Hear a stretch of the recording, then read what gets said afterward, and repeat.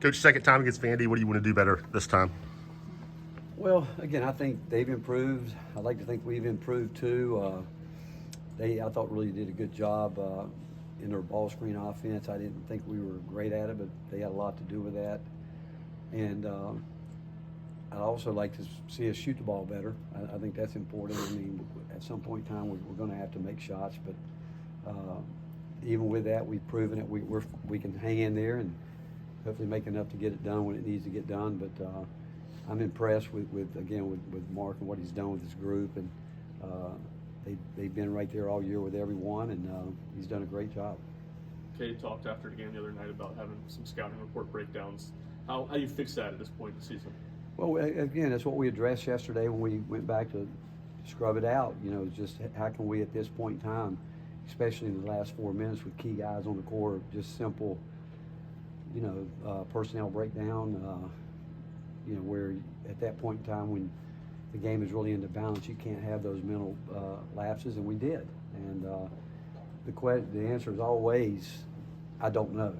Well, you have to know, and it's focused whether you're letting other things creep in at that point in time where you're not allowing yourself to stay focused on that particular possession. And so my question is, where's your mind at that point in time? Because it's just breakdowns that you really can't have in those critical situations. The breakdowns, do you think it could be a result of guys still, like the transfers, trying to become acclimated to what you expect from them? No doubt. I don't think there's any question that guys are learning that the difference, and there is a difference level, and that's not to be negative about any level, but you're out there. I think the talent level in this league is obviously extremely close because of all you got to do is look at how every game's played, and I do think being able to mentally stay with it for 40 minutes and know that when you get down to those last 4 minutes, and we haven't even, if you go back, I don't think our starts have been that great, especially offensively, defensively good. But I do think the fact is that for guys that are at this level for the first time, there's a learning curve. They're learning that it's difficult to finish. What are those emotional moments that you were talking about the other night? Are those taking shots when they don't need to be taken outside the offense? Or what? Well, again, we have certain players that we want to go after, and we had chances in that game and we had situations that we could have driven the ball, and we settled for threes when the lane's wide open, and we should have taken advantage of that, and that was part of our scouting report. And again, so I think when guys who I know we got a group of guys that really want to win, but when they're not seeing the game as it's unfolding like that, again, it's part of the learning curve. You'd like to think that, hey, here's a guy that just like we know how we want to guard guys defensively, there's guys on offense that we know we can get them at the right space on the court that we want to attack. And the fact that we didn't do that 2 or 3 times was disappointing. And you hope from the failure that we have that we learn from it. You said Igor Milicic sometimes on the court, you don't know what he's doing offensively. How does he snap out of that? All he's got to do is play at a speed because he can pass the ball, he can shoot the ball, he can handle the ball, he can do all that. It's when he allows himself to get, and I think he speeds himself up. I think he gets anxious, and I told him that. I think he's just got to slow down because he impacts the game in so many different ways. But again, you get caught up in games. Players do it, and it's not just Igor. I've seen other guys the other night do it. Guys that have been in those situations where they lost focus of what their job is at that point in time. And but he's a guy that when he's playing at the pace that we want him to, I mean, he's a real playmaker. He can do a lot of things. But again, he's playing against a level of competition he hasn't played against consistently for the last 2 months, 2.5 months, I just think he's got a chance to just really finish strong and get so much better these next couple of weeks. Is there a direct correlation between guys speeding up and some turnover issues? No doubt, because when you're sped up, and I can tell you there's times when it's not anyone speeding us up other than ourselves, and it's whether it's being anxious, whether it's understanding that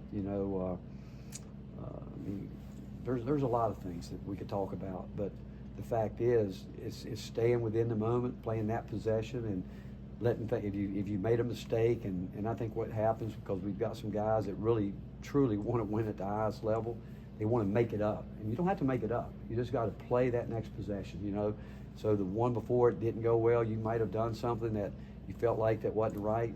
You got to let that go, get on to the next play, and oftentimes players will think, I've got to go make something happen right now. And normally when that's the mindset, it doesn't normally turn out very well. The goal for this team is still ahead of you. Coach Gainey mentioned before the game emotional shooting, and you mentioned it after. Is it getting better for them to understand that concept and looking ahead after a defensive breakdown like you had in Kentucky? Like what about, you say shooting? Mm-hmm. Yeah. Again, we all know, I mean, I've said it before, if I could coach to one thing, we'd never miss. I promise you we'd never miss. And but that's what makes the game what it is. And again, I can go back and we had quality looks. I can't explain to you why some nights, you know, but again, it's the game. I've seen the very best of the best go through shooting slumps, but when they go through it, the way that you got to continue to take your shots. That's all we ask these guys to do. Shoot the shots on our terms. And if we do that, we're going to live with the results. And it's when guys, I think, are missing shots and they start pressing. Again, it goes back to, you know, saying, okay, I missed that one, I got to make the next one. If that's your mindset, you just continue to put more and more pressure on you. I just want guys, again, do what we do, play the way we talk about playing, and when you're open, you've got to shoot the ball. And if it goes in, it goes in. If not, we're hoping that we can get, you know, not the majority, but a lot of our misses, which we've done sometimes really well, sometimes not. But we don't want them hesitating when the shots come on our terms. What's your message to D-Stone right now when you're communicating with him? Where's he at? I think the biggest message to him is that he doesn't have to make a three-point shot to stay in the game.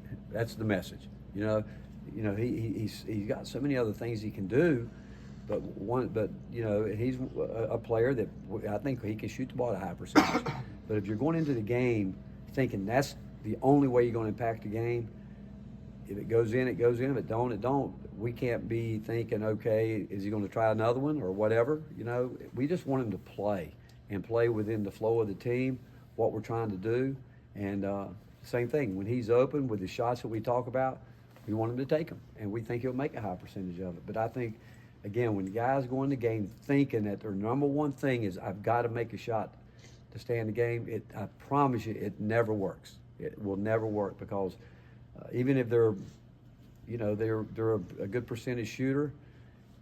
And I mean, I had a recruit one time ask me if I make 3 straight threes but get scored on 3 straight times, would you take me out of the game? I said, it depends on how that happens. And that's the same way when players go in the game. If they're scoring points but they're giving up plays that you can't give up, that, you know, somewhere you got to say, okay, which way is going to win the game for us? Switching it up a little bit, can you touch on the work ethic of Grant Hurst and what he's brought to the program? Grant's been a great addition to our team. You know, the guys love him. They appreciate the fact that, you know, it's not easy when you come in every day, and our walk-ons know that they're not going to play probably very little at all. But the fact that Grant has come in, I think the fact that his teammates respect him so much speaks volumes about him. And I'm glad he's part of our program. Our entire coaching staff is, because he's got a great personality. I think he's a guy that can influence players, whether he's playing or not, which is really a compliment to him. Players respect him. They know that he wants to win. They know that he wants to help them get better, so they can go out and perform at a high level. But he's been a really good contribution to our basketball program. Anything else? Thanks, Coach. Thanks, Coach. Thank you, guys.